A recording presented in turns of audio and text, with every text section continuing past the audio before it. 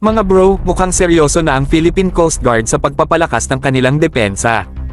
Inanunsyo na nila ang bidding para sa 30mm Remote Controlled Weapon System o RCWS na may halagang 406 million pesos. Ibig sabihin, mas malakas at mas modernong armas ang ilalagay sa ating mga barko, game changer to, mga bro.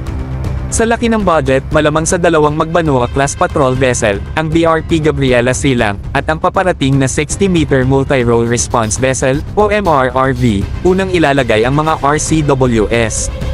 Hindi lang ito simpleng upgrade, ito ay patunay na seryoso ang PCG sa pagprotekta sa ating karagatan laban sa anumang banta.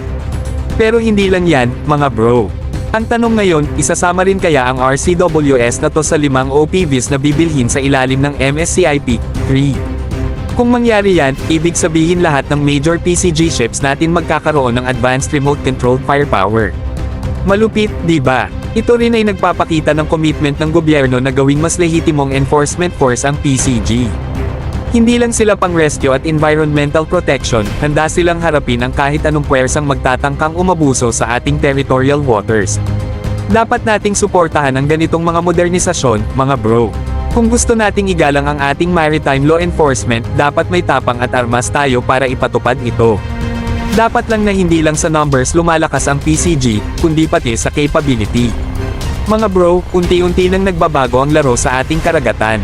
Abangan natin ang mga susunod pang update dahil hindi lang ito tungkol sa pagpapalakas ng PCG, ito ay tungkol sa pagpapakita ng tapang ng buong Pilipinas.